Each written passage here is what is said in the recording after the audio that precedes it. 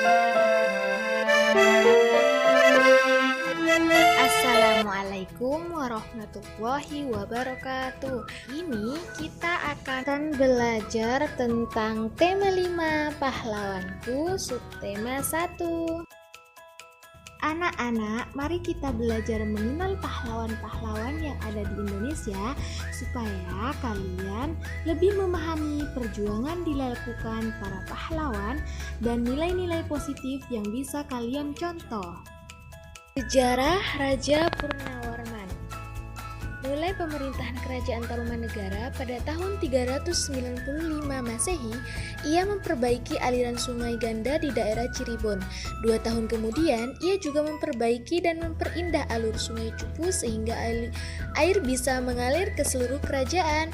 Sebagai wujud kecintaan rakyat, Kerajaan Tarumanegara kepada Raja Purnawarman, telapak kakinya diabadikan dalam bentuk prasasti yang dikenal sebagai Prasasti Ciaruteun. Raja Purnawarman sangat dicintai oleh masyarakat setempat karena pemimpinnya yang begitu baik. Bala Putra Dewa menjadi raja di Kerajaan Sriwijaya sekitar tahun 850 Masehi. Pada saat itu, pemerintahan Raja Bala Putra Dewa, Kerajaan Sriwijaya mencapai puncak kerajaan dalam bidang ekonomi, pendidikan, dan kebudayaan. Bala Putra Dewa berjuang membangun armada laut yang kuat. Hal itu bertujuan supaya jalur pelayaran yang melalui Sriwijaya merasa aman. Banyak pedagang merasa aman ketika singgah, meningkatkan ekonomi diperoleh dari pembayaran upeti, pajak maupun keuntungan dari hasil perdagangan. Dengan demikian, Sriwijaya berkembang menjadi kerajaan yang makmur dan besar. Bagaimana? Apakah kalian sudah mengerti? Nah, setelah ini mari kita mengamati gambar yang ada di media tersebut. Baik anak-anak, coba kalian amati gambar di atas tadi. Coba kalian tulis apa yang ingin kamu ketahui tentang perjuangan. Kalau ada pertanyaan, dituliskan di kertas ini. Siapakah Pangeran Diponegoro? Pangeran Diponegoro adalah pangeran yang memimpin Perang Diponegoro atau Perang Jawa.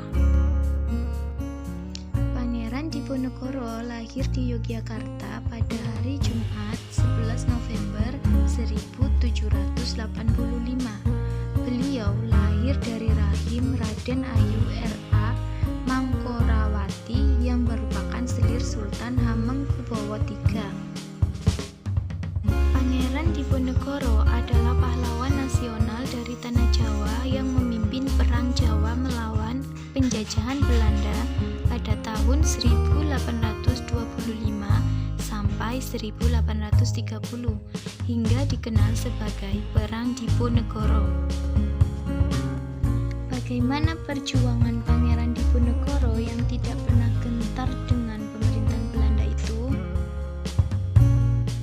Pertama, Diponegoro menolak untuk diangkat menjadi raja. Sadar bahwa dirinya terlahir dari seorang selir, Diponegoro menolak permintaan Sultan Hamengkubuwono III untuk diangkat menjadi raja. Sebab di lingkungan bangsawan, putra mahkota yang biasa dinobatkan menjadi raja hanyalah anak dari permaisuri. Selain itu, Diponegoro memang lebih tertarik dengan kehidupan yang merakyat dan keagamaan. Dia pun lebih suka tinggal di Tegalrejo daripada di keraton. Awal mula terjadinya Perang Diponegoro. Diponegoro memperlihatkan pemberontakan terhadap keraton pada tahun 1822. Saat itu, kepemimpinan berada di tangan Hamengkubuwono V yang saat itu masih berusia 3 tahun. Pemerintahan sehari-hari dipegang oleh Pati Danurejo bersama residen Belanda. Diponegoro menilai bahwa cara tersebut salah. Dia menolak cara perwakilan yang dijalankan di keraton. Belanda kala itu memasang patok di tanah milik Diponegoro di desa Tegalrejo. Hal itu untuk pembangunan jalan yang diusulkan oleh Pati Danurejo yang menjadi kaki tangan Belanda. Diponegoro secara terbuka menentang Belanda pun melakukan penolakan pembangunan jalan itu secara terang-terangan. Rakyat mendukung hal tersebut. Hal inilah yang menjadi awal mula terjadinya Perang Diponegoro. Selanjutnya, Diponegoro membuat barisan perlawanan terhadap Belanda di Gua Selarong.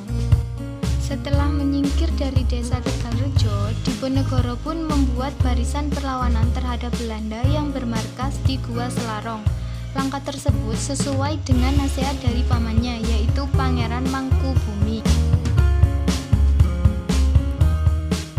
Semangat Pangeran Diponegoro itu sampai pula kepada salah satu tokoh agama Surakarta yang bernama Kiai Maja atau Kiai Mojo dalam pelafalan Jawa. Ikut bergabung ke pasukan Gua Selarong.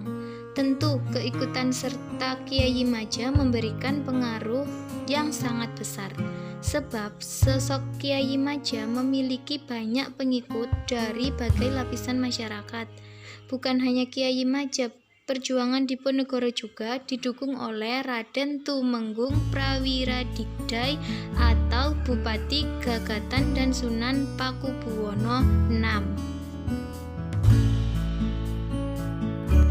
Taktik licik pemerintahan Belanda untuk menangkap Pangeran Diponegoro. Berbagai cara Belanda lakukan untuk menangkap Pangeran Diponegoro dan pasukannya. Namun, cara-cara yang telah dilakukan Belanda tidaklah berhasil. Rakyat yang berada di pihak Diponegoro pun tidak goyah. Tidak ada satupun yang mengungkap keberadaan Diponegoro kala itu. Dinilai tidak berhasil, pada 28 Maret 1830, Belanda mengambil cara licik, yaitu mengundang Diponegoro ke Magelang untuk berunding. Saat itu, Belanda menjamin apabila tidak ada kesepakatan, maka Diponegoro bisa kembali ke tempatnya yang aman. Dengan pribadi jujur dan berhati bersih, Diponegoro setuju dengan tawaran baik Belanda. Sayang, undangan itu ternyata hanyalah akal busuk Belanda untuk menangkapnya. Setelah Belanda berhasil menangkapnya pada 20 April 1830, Diponegoro dibuang ke Manado. Tidak sendirian, Diponegoro dibuang bersama dengan Raden Ayu Retnaningsih, Tumenggung Diposoni dan istri, serta para pengikutnya. Diponegoro berlayar dengan kapal Pollux. Setelah sampai, Diponegoro dan rombongannya langsung ditawan di benteng Amsterdam. Selanjutnya, Diponegoro pun kembali dipindahkan oleh Belanda. Selama 25 tahun Diponegoro hidup di benteng Rotterdam, Makassar, hingga 8 Januari 1855, Pangeran Diponegoro meninggal dan dimakamkan di kota Pengasihan,